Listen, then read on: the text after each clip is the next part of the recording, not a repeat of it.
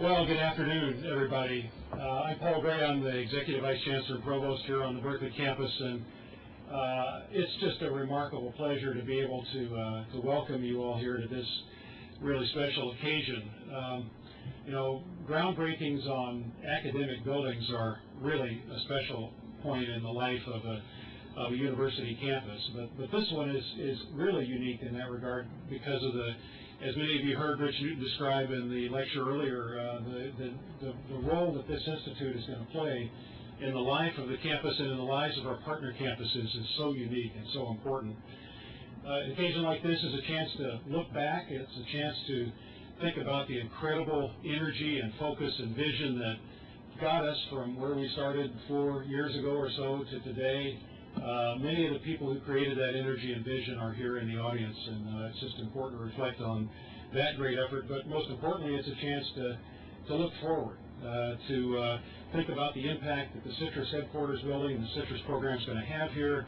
It's going to bring computer scientists, engineers, physical scientists, social scientists, humanists together to innovate and make people's lives better by collaborations that are unique and different from what has been traditional here in the past. And you can sort of get an image in your mind of 25 to 30 years from now when some of you in the audience that are younger than some of the others will walk past this building and look up and be reminded of the innovations that have happened in that building over those years that wouldn't have happened if we didn't bring those people together in that unique way through this facility that we're about to dedicate. So it's a really special occasion. As Rich explained, those innovations can be things you might think about and things you might never have anticipated. Ways of using technology to improve the environment, ways to use technology to improve healthcare, to achieve better utilization of energy resources, to achieve more rapid economic development in developing parts of the world, to use technology to bridge cultural divides in ways that we haven't even anticipated yet. And, for example, new modes of distance learning, like the distance learning program that we're using with our partner campus, Merced, and delivering them engineering courses from Berkeley. And it's just an exciting occasion, and I want to thank all of you for being here. And my role is to introduce our speakers, the first of which is really a special pleasure for me. It's our new Chancellor, Bob Bergeneau, and Bob is in approximately his 5th week here on the Berkeley campus. I can attest from personal observation that he's brought a level of commitment and energy and intensity in 5 weeks that is almost incomprehensible beyond human capability. It's really quite something and quite inspirational. So it's my pleasure to introduce our new Chancellor, Bob Bergeneau.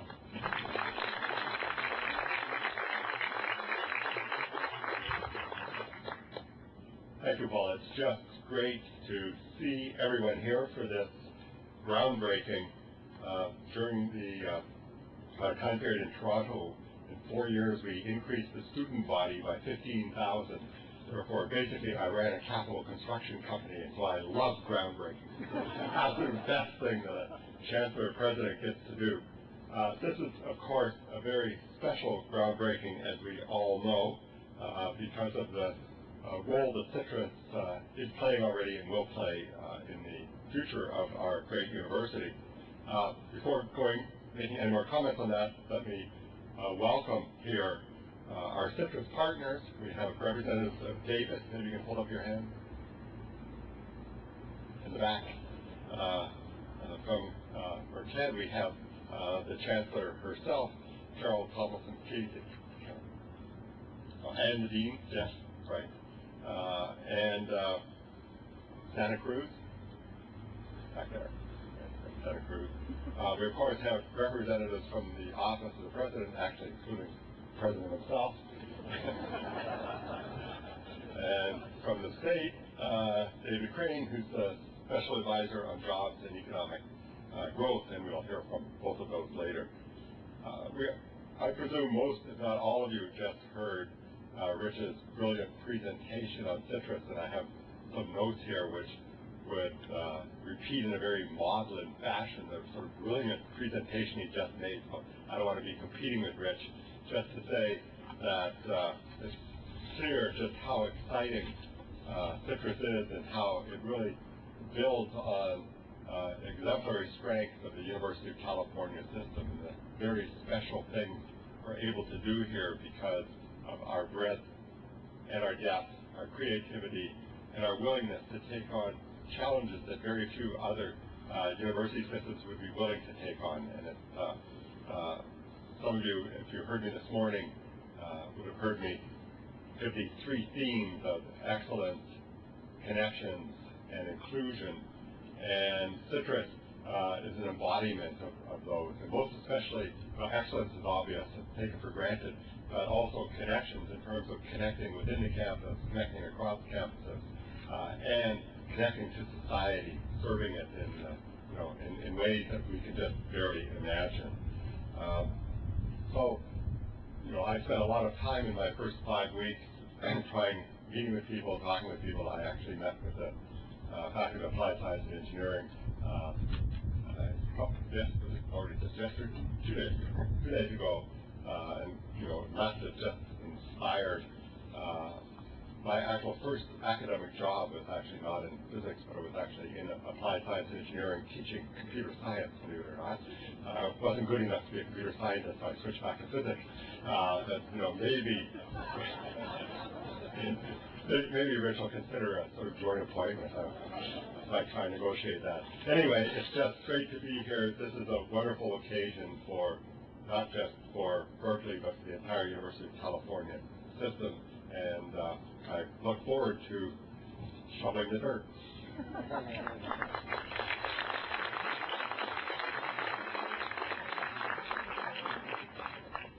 Thank you, Bob. And just before introducing the next speaker, Bob made reference to Rich's great talk. A couple of people did ask me to assure you that there are no dust motes under your chair, so you feel free to whisper whatever you want to your seatmate. It won't be recorded and replayed later.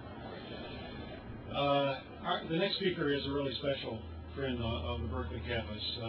Dato Banata. Dato and his wife Maria are not only great friends of the campus, but they're tremendous friends of the College of Engineering. And with regard to the CITRIS Institute, we wouldn't be standing here dedicating this headquarters building were it not for the help of Dato and Maria. So they're special people for the campus. Dato's, in his professional life, is an extraordinarily accomplished entrepreneur and venture capitalist, having started and fostered several high technology companies very successfully. Dato and Maria are also Cal parents. All three of their children went to Berkeley. So it's a great pleasure for me to introduce Dato Banata.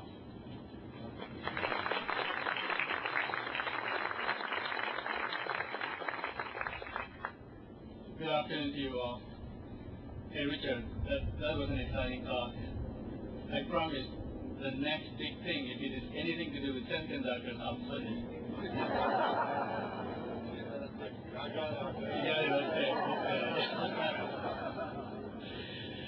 But obviously Maria and I, and Desi, one of our kids who came here to study, is here today, are extremely delighted to be part of this occasion, this milestone occasion. In all the years that we've been involved with the college and the campus, I would say that this is the most exciting. Nothing compares to this event, I believe, this launch. But more importantly, the impact that CITRIS will potentially make in all our lives, not only in the U.S. but internationally. Earlier there was talk about other countries benefiting already from the work here within CITRIS, and one country I know is the Philippines, where I came from. So this is truly exciting. There will be, I am pleased to learn today from one of the staff that there will be, after the ceremony, at the reception, we will see some of the ongoing work in, I think, somewhere in that area. So that's exciting by itself. And not only that, we will be able to talk to the students and the professors doing the work. So that's good. Berkeley, through my kids, mean a lot to me and my family. And to acknowledge that Maria and I have been donors to the college and also accepted Dean's invitation to be on the advisory board of the college to also give back to the students and the faculty, and of course, to help one way or another the dean here. I know that I speak for all the donors here today in saying that I am honored to be part of this occasion today, but more importantly, to be part of CITRIS.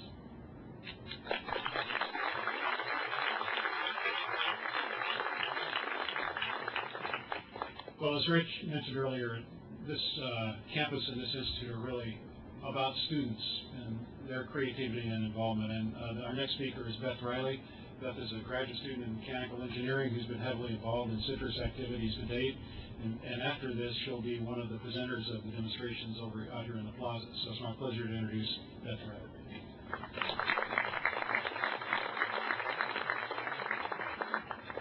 Hi, I'm Elizabeth Riley. It's an honor, if not a little intimidating, to be asked to talk to you today. I came to Cal because I felt that there's an opportunity to do research here that really matters. Once I arrived, I learned of CITRIS, and the words of the acronym really struck a chord with me. CITRIS, a center that's in the interest of society. Who wouldn't want to be a part of that?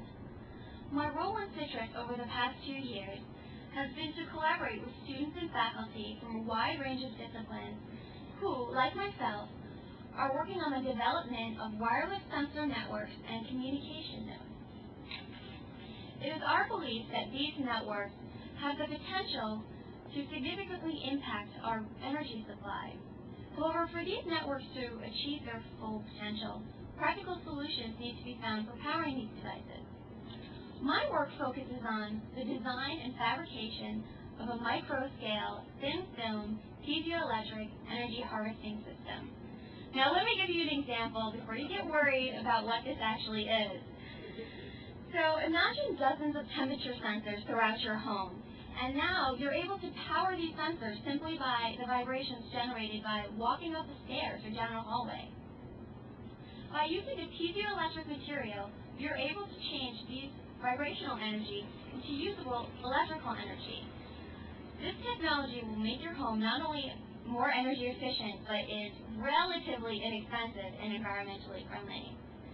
What I've learned working with CITRIS over the past few years is that it is critical to work in interdisciplinary teams when tackling complex societal challenges, such as energy conservation.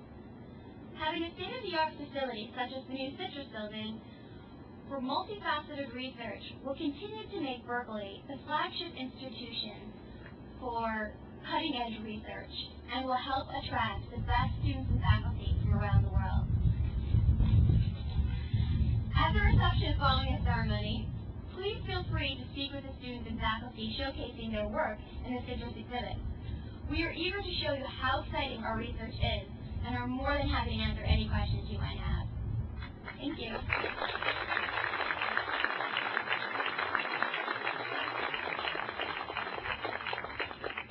Well, as has been mentioned earlier, the 4 science institutes of which CITRIS is one have really become models for other states in the nation to follow. And the state of California has been a tremendous partner in making the institutes happen and in making CITRIS happen. And it's a real honor to be able to introduce David Crane, who's Special Advisor to Governor Schwarzenegger for Jobs and Economic Growth, to come and talk a little bit about the institutes from a state perspective.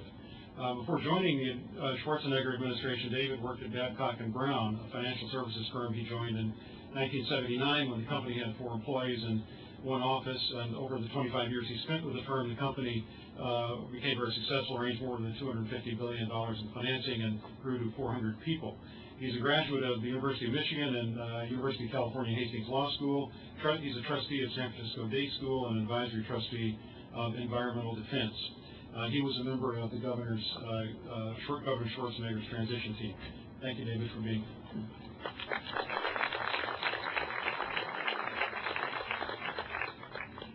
Thank you, Paul.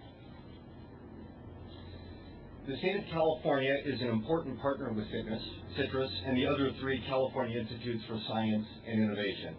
And on behalf of the state, I'm delighted to share in today's milestone celebration. I think we all agree that when it comes to the technology sector of industry or knowledge-based sectors of industry, California is all about that.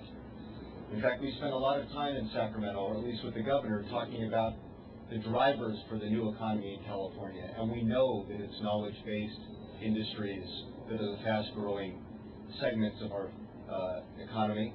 And we know that what drives those knowledge-based industries is having the right clusters and the right knowledge in the state, such as exemplified by this new facility. Just as mining was a mainstay of California's economy a century ago, engineering and technology drive our economy today. State-of-the-art facilities for students and faculty, such as this one, are critical to maintaining California's preeminence in high technology. I have a letter from the governor that I would like to read.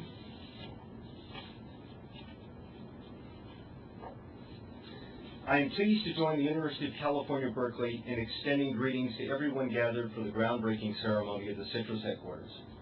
As a leader in science and technology, the Golden State is honored to be home to centers such as yours that promote education and advance the ingenuity of our great country.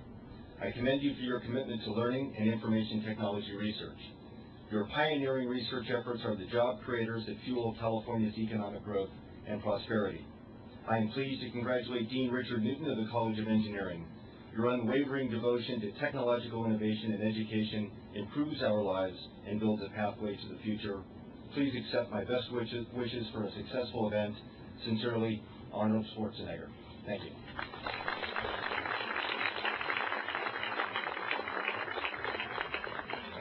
Well, last but most certainly not least, I get the pleasure of introducing the president of the university, President Bob Dines, and who needs no introduction here, but perhaps I'd just say he's completing his first year in office, and I think we all owe him a great debt of gratitude for what's been great leadership in a very turbulent time. Thank you, Bob.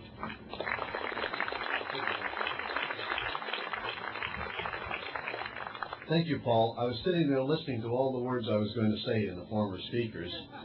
So I thought as I stood up, I'll say something different, and everybody who knows me starts to wince when I say these things. But let me talk a little bit about the future university. These four institutes that were originally funded by the state of California. These four institutes, in my view, are the first template on the nature of what a 21st century university is going to look like. You've all heard it many times. Our responsibility is for education, research, and public service. I like to say it somewhat different. Our job is to create. Our job is to create the creators, that is the next generation of creators, and our job is to take those creations for our society's benefit. And these institutes will help us do that in a way that will change the way we do this. How's that going to happen? Well, as some of you heard in listening to Rich Newton, the institutes are helping us break free from some old assumptions about how university research is organized. Scientists are working across teams, working in teams of across discipline, but not just with scientists, across traditional, very high boundaries, with the social sciences, the humanities, law, and business. And they are going to bring the science and technology to bear on society. Since 9/11, I have come to be fond of describing what our responsibilities in the university are in terms of, you've heard the old R&D. Well, I think of it now as RD&D, research, development, and delivery. And I think these institutes will help us very much in the third part of that, in the delivery to society. So I am today so proud. I mean, I'm really proud. I'm really pleased to be the president of this university today. As we break ground literally for tomorrow's groundbreaking discoveries that will benefit our state, our society, our nation, and ultimately the world. Now, I had a conversation yesterday with the former governor, Governor Gray Davis, who, as a lot of you know, was an important part of the creation of these institutes, and he could not make it here today because he had to go to a family funeral, but he asked me to read a letter to you, which describes his view of this. I'm very proud of all the work done by the UC community to move CITRIS forward. 4 years ago, as I proposed one of the most ambitious scientific research initiatives ever undertaken by the state of California. My goal was to create not one but 4 world-class research centers with a single mission: to invent the future. Thanks to the generosity of the private sector and the people of California, that future is arriving. Already a host of world-class scientists have joined Berkeley's very distinguished faculty, and with today's groundbreaking, more will come. The science performed at CITRIS will push back the frontiers of knowledge and improve our lives. I have every confidence that the technologies developed at CITRIS will strengthen California's economy for decades to come. No one knows for sure what breakthroughs will occur at CITRIS, but this we do know. Breakthroughs will occur, and they will keep California at the leading edge of technological innovation in the 21st century. Sharon and I express our heartfelt thanks to everyone at Berkeley for making this day possible. Best regards, Gray Davis. And now, it is my honor, with the rest of the folks up here on the stage, to make the earth move under our feet.